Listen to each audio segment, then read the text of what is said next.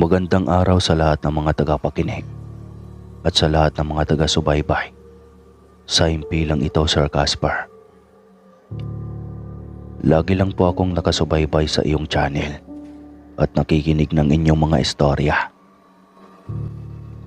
Nakakalibang ang ganitong mga istorya at kaya naisipan ko na ring ipadala ang aking istorya ng karanasan ay dahil marami rin ang tulad ko na nag-aabang ng mga ganitong kwento. Minsan habang nakikinig ay nakatulugan ko na lang ang aking cellphone na nakabukas. Hindi ko na namamalayan na nagsasalita na itong mag-isa hanggang sa malobat na. Ako nga po pala si Harwin, Sir Casper, Tubong Negros. At ang karanasan kong ito ay nangyari 2 taon lang yata ang nakaraan. Kasagsagan ng lockdown, edad 30 po ako ngayon. Single. Kaya sa mga single dyan, hay naman. Medyo tagilig kasi ang aking paniniwala na ang lalaki ay para lang sa babae. Kasi ako, gusto ko lalaki pa rin. Pero hindi ako ang tipo na maharot. Sa katunayan, ako pa nga ang naging asset para mabuhay ang aking buong pamilya. Mga magulang, kapatid, at mga pamangkin. Sa akin sila lahat umaasa kasi marami akong raket para magkapera. Kung tutuusin, marami na sana akong ipon at naipundar. Kaso ay hindi ko kayang maging selfish. Iniisip ko pa rin ang aking pamilya. Sakto pa na COVID noon. Ayun, nangamote dahil pati racket ay paisa-isa na lang. Pero sa awa ng nasa itaas, nagkakaraos pa rin ang buong pamilya.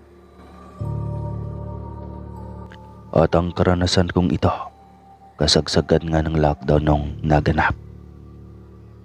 Isa sa bawat isang bahay lang ang pwedeng lumabas noon. At sa amin ako lang ang laging lumalabas. Sa bagay, ako lang naman ang kumagasta kahit paman sa 2 kong kapatid na babae na maagang nagkaanak. Ngunit wala namang mga asawa.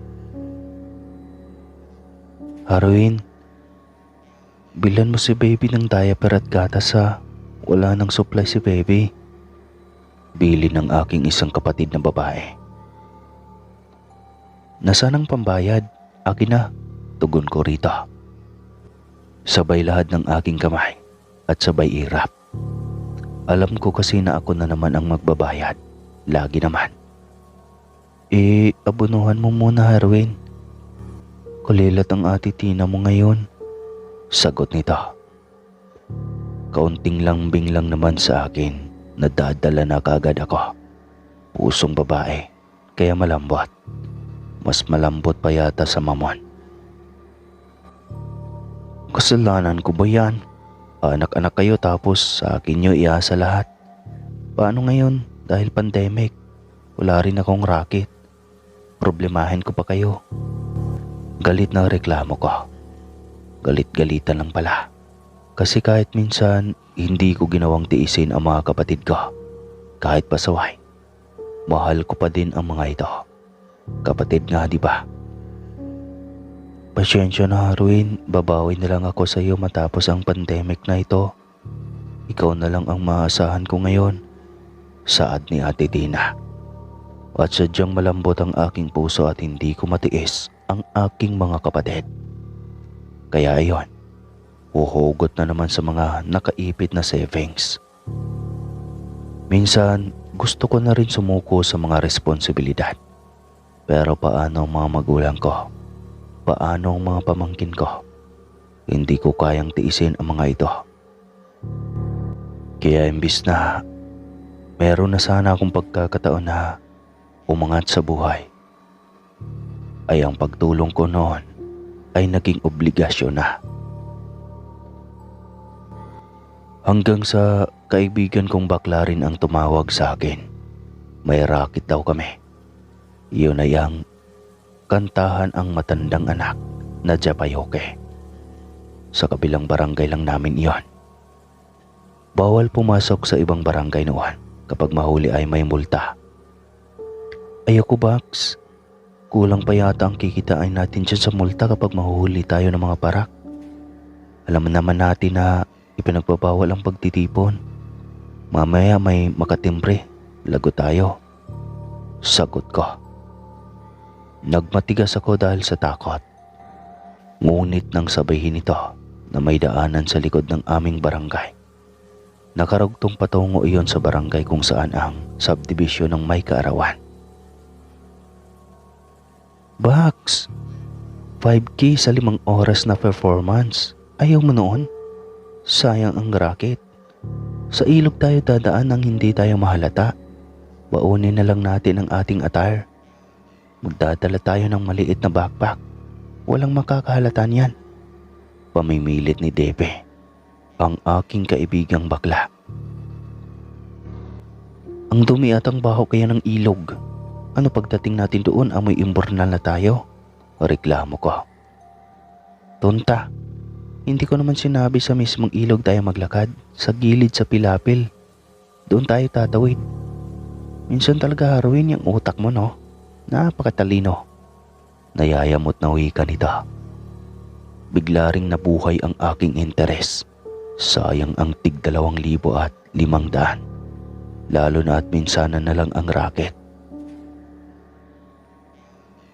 Ayun nga, sa pilapil kami tumawid. Minsan may madaanan kaming mga taong masama ang tingin sa amin, ngunit hindi rin naman kami sinasaway. Hirap pa naman kapag kasama mo, bakla din. Napakaingay.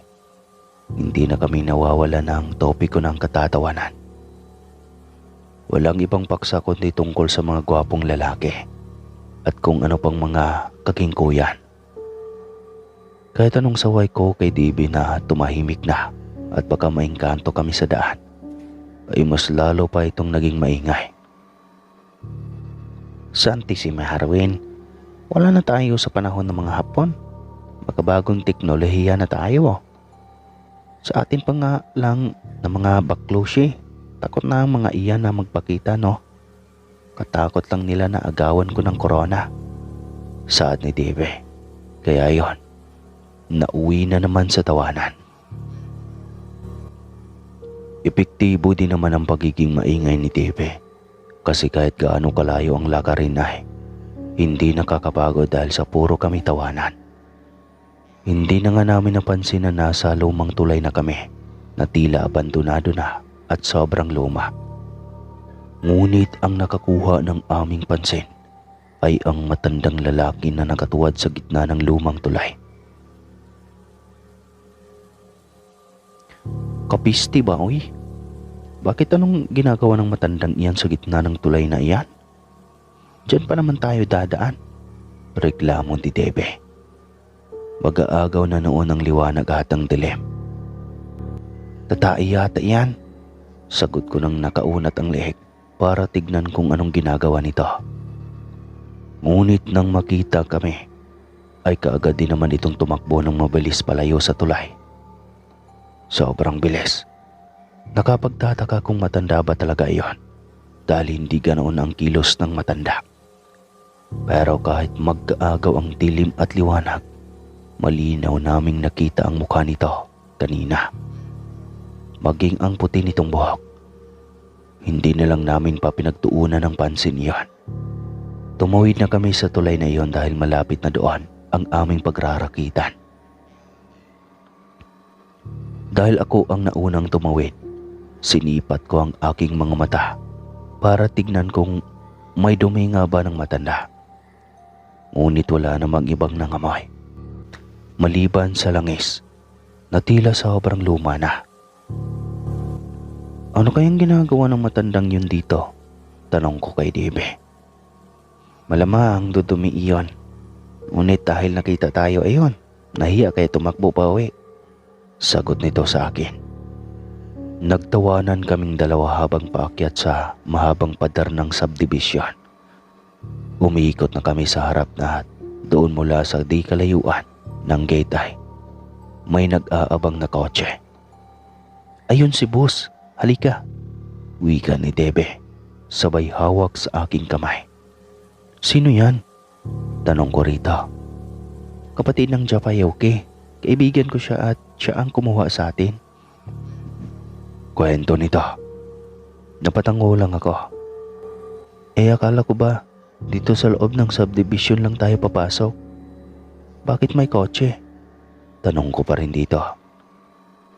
Natural. Anong akala mo papasukin tayong dalawa ng guard dyan? Kaya tayo sinundo ng kotse dito sa labas ay upang hindi tayo mahirapang pumasok. Sagot ni Debe. Kainaman, may kotse naman pala. Ili sana nagpasundo ka na lang sa atin.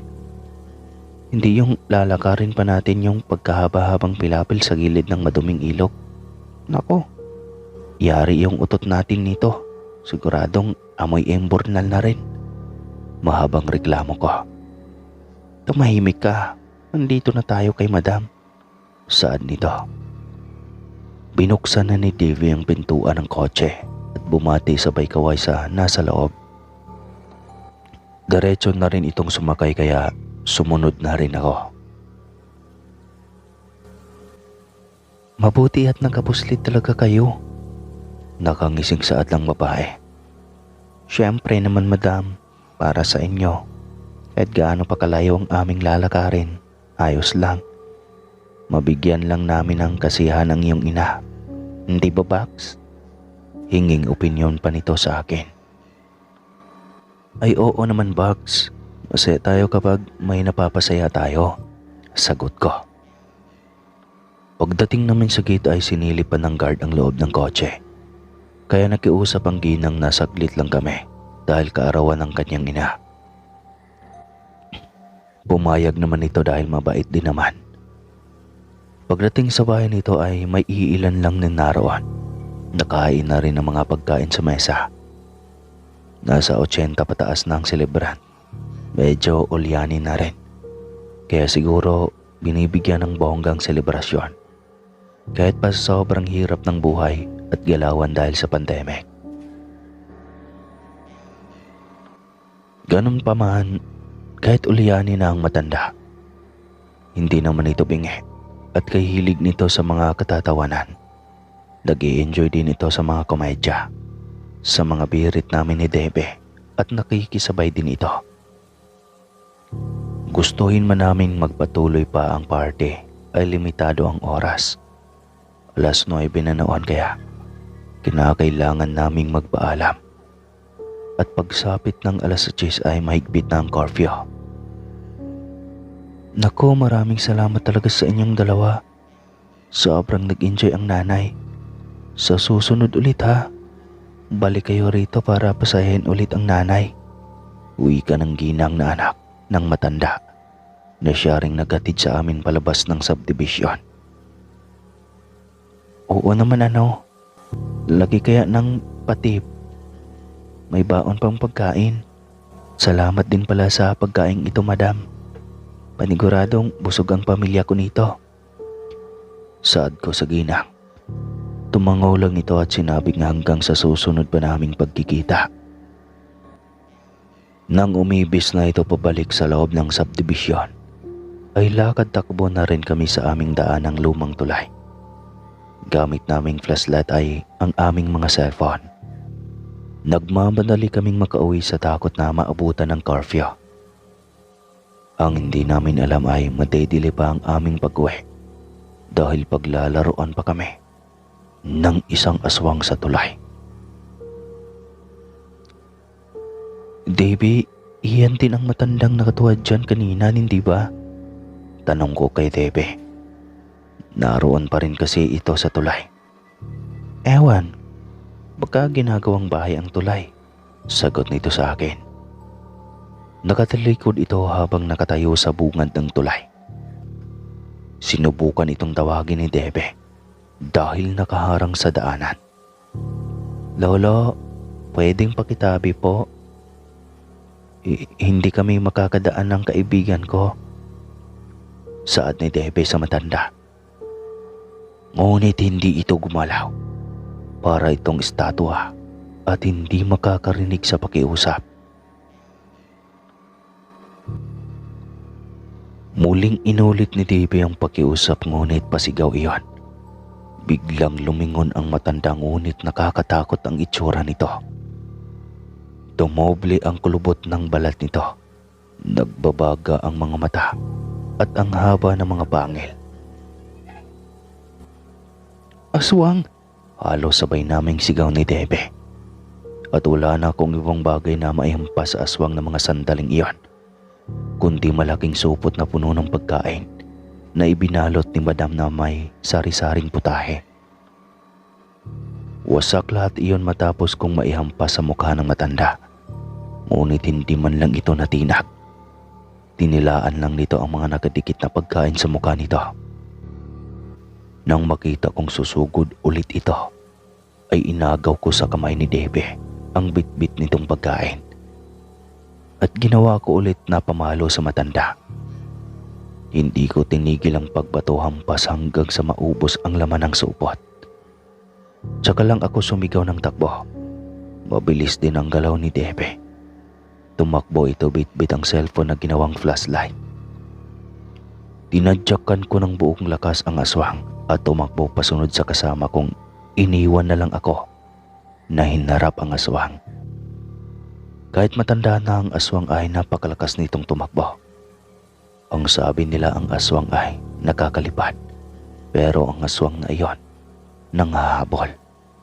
Kaya napagtanto ko na hindi lahat ng aswang ay lumilipad. May ibang aswang dyan na nangangain kahit umaga na, at ang biktima ay yung asawa. Joke lang. At yung tipong tila pinababagal nito ang aming pagtakbo. Tila hindi na kami nakausad sa lugar na iyon, kung saan masukal at mga mahahabang kahoy ang nakatanim, dahil malawak ang bakante na hindi na na-develop. Dahil siguro malayo ito sa sibilisasyon. Kahit masasabing syudad ang aming lugar ay may mga malawak pa rin namang mga lote na hindi pa na-develop. At malimit ay pag-aari ng gobyerno. May namata na akong kahoy na mahaba. Sakto lang ang laki nito. Kaya iyon ang aking ginawang panghampas sa aswang. Si Davey naman, bato ang kinuha nitong nakausli sa lupa. Kasing laki iyon ng kanyang kamao. Walang pag-alinlangan niya iyong ibinato sa aswang at natamaan ito sa kaliwang dibdib. Habang nakadepensa sa sarili, ay hindi rin kami tumigil sa pagtakbo. Malapit na rin kami sa mabahay na lugar, kaya hindi na ganoon katindi ang aking takot. Sino ba ang mag-aakala na may aswang ang syudad? Akala ko kasi sa bukid lang may aswang. Bata pa lang ako ay naranasan ko ng makasalamuhan ng aswang.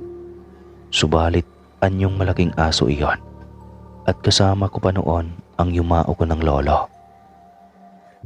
Akala ko iyon na ang magiging karanasan ko sa mga aswang.